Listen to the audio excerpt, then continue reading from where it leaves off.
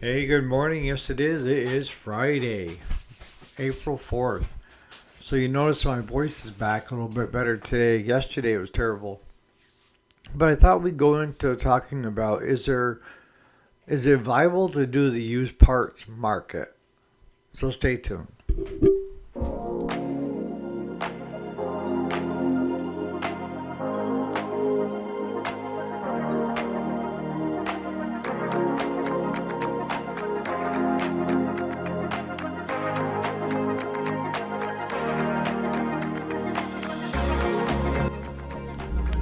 Alrighty, welcome back to the channel. My name is Eric, if you didn't already know it. And yes, this is the weekday, Monday through Friday. Today is Friday, April 4th, 2025.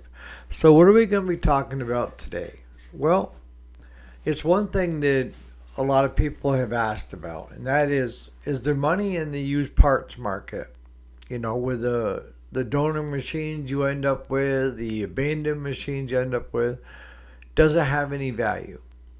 And again, it depends on how much time you want to put into it.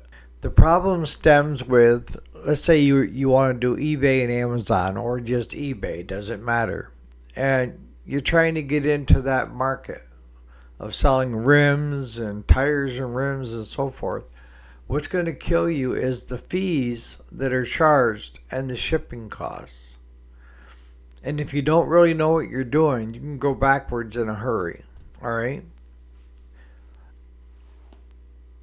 Can you do it locally? Yes. Yes, you can. But I'll tell you, about every 3 years, I have one of my friends, it's a scrapper. He comes in and gets rid of everything. I get tired of looking at it. And over that 3 year span, we've stolen parts and everything else off from machines up above on the back 40. And we've also had customers, if they needed a tire and rim, save them money. I just charge them for the tire and rim if they wanted to go up and take it off instead of having Claude or I take time away from what we're doing. Because then it doesn't make it feasible, does it? Because if you're charging, $55 an hour in the shop to work on stuff and you get pulled off that work to go take a tire off that you're going to sell for 25, it doesn't make much sense, does it? And that's the way I've kind of equated it in the shop for years, is there's not that great of a market. When we first started, we had more time and less work. And every machine that came in, I had a couple kids that worked for me for the summer. I would have them strip it right down to nuts and bolts. And all the nuts and bolts went into a big box, and then all the tires with the rims, if they were in good shape, went up on the wall. It was a constant thing. And yeah, we did. We used a lot of used parts, as we do now. And we let the customer know this is the cost of the part new, and this is the cost of it used. A couple places that I won't go into used is electrical. It's just not worth the hassle. You don't know how much time is left on a coil. To steal a coil off from a junker machine to see if that's your problem, that's one thing. But to leave it on, it's kind of like a 50-50 deal. And the last thing I want is a customer to come back irate because it's having the same problem because that coil broke down from being on the machine for years on somebody else's. So when it comes to like coils, we replace them with new coils. Stators, I have no problem using used stators, used flywheels. The biggest thing is usually just tires, wheels, transmissions, decks, and engines. The rest of it, cowls, the hoods. Because it never fails that people seem to break the hoods on these buggers all the time. But I can tell you from example, and with having a past history of having a boneyard, when you get it cleaned out, that's when you start needing a bunch of parts that are no longer there that you could have used while you were doing other minor repairs on a customer's machine. But if you start figuring out the time it takes to go up and take it off that other machine and bring it back down, put it on that machine, you have to figure that cost in, right? You can't work for free. So, I mean, it's either working in the shop or working on trying to get used parts off from a used machine to fix something in the shop. Where I see a lot of people fail at it is they don't figure the time, the hours it takes to pull an engine, but they do bill for putting it in. Well, why not for taking it out of the other? It's a cost that you're incurring, because if your mechanic is up there for an hour pulling an engine off from a body, that's an hour's less labor in the shop. So you need to count that when it comes to used parts, is used parts plus labor of taking it off the other machine, putting it on this machine. That's why I say you ought to make sure it's in decent shape before you do all the work. Now for us, we sell a lot of tires, rear tires and front tires for riding lawnmowers. You know, if they're not cracked and weather checked and they hold air, I set them aside. If they're cracked, that people hardly ever need a rim. You know, most often the rims will outlast the machine with no problems. If they're sitting in water or something like that where they can get rust, but hardly ever do I have somebody looking for just a rim. They're looking for the whole unit where they can just swap it out. We just had that issue with working on a John Deere zero turn that I had bought last year to flip. And one of the tires where it had sat had put a big hole in it. The only problem was all the tires and rims we had here were the wrong size. This was a John Deere throw together. John Deere is well known for being a pain in the backside when it comes to parts. So we had to hit a couple friends up that were doing small engine repair on the side until we finally found a set of matching tires. But we had to take them off those rims to put them on the John Deere rims. And we gave the other rims back to a friend of mine because they're just scrap iron to me. He thought they had value. Maybe they do for him. See, what I'm trying to get across is it depends on where you're at and what you have for a population around you. If you have guys that are working on their own equipment, that boneyard's got value, right? But if nobody's working on their equipment and it's just you pulling out of that boneyard, you're only going to pull what you need.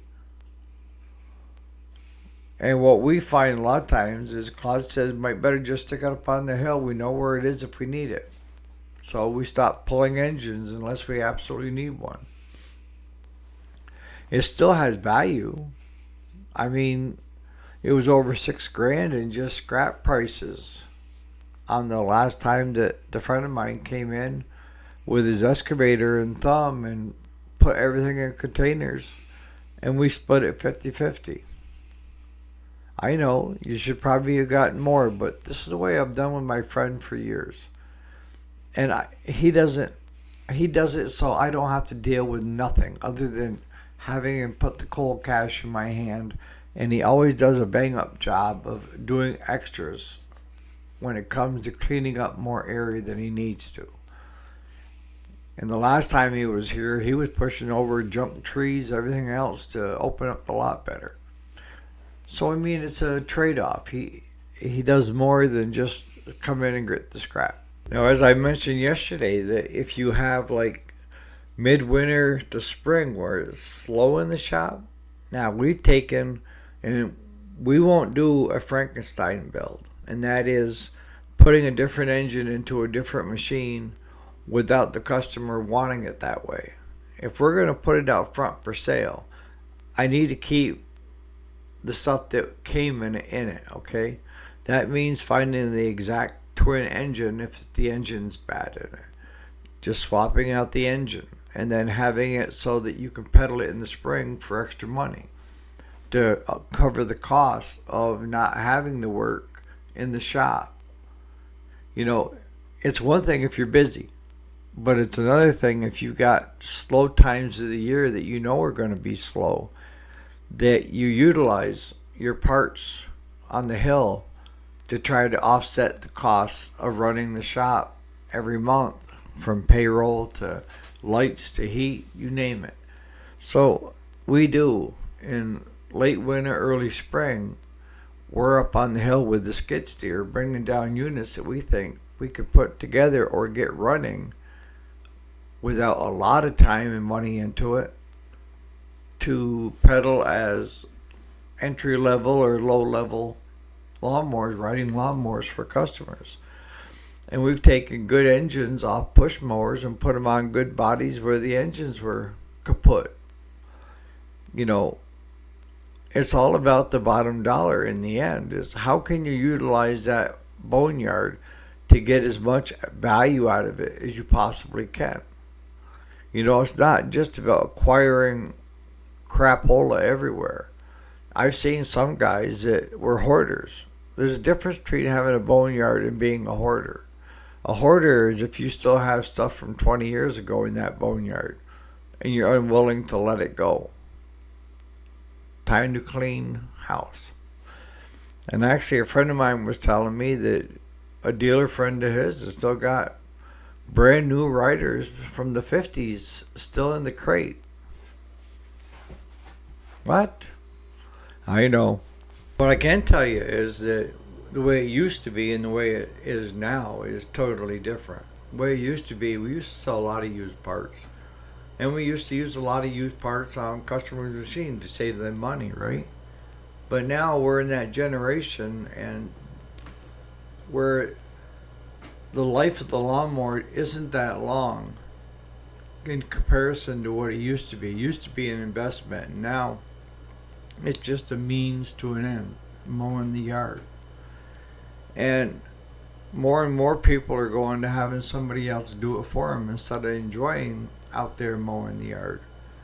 But the big thing is the prices. The prices that you're out there paying for that lawnmower is a lot cheaper based on the income to cost that it was going back 20 years. 20 years ago, you kept that machine for a long time and you were willing to put in used parts in it and take care of it. And there was a good market. That was prior to the Chinese coming in and decimating the markets on eBay, where you could sell a used starter for $40-50, and then all of a sudden they're selling brand new ones for $29.95. It's kind of hard to compete with that, isn't it? It was free shipping. That's what I mean. You know, times have changed, and I think the used part market is actually a harder one to get into and a harder one to make money with nowadays compared to what it was years ago. You know, unless you're using it for a midwinter to spring slowdown time to work on trying to get some used machines to sell in the spring of the year when people get their income tax money back, it's a hard push to try to get that market. There's so many of them that have tried.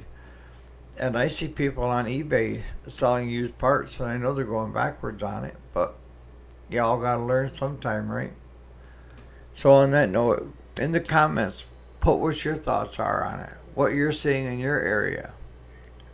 Are you in a good market where used parts have got value, or are you in an area where people just drop their junk off with you and it's the value is scrap iron price and not parts price off from the machine? So on that note, you guys have a great Friday, and I suppose I'll get some kind of video out over the weekend. We'll see how it goes. See you on Monday.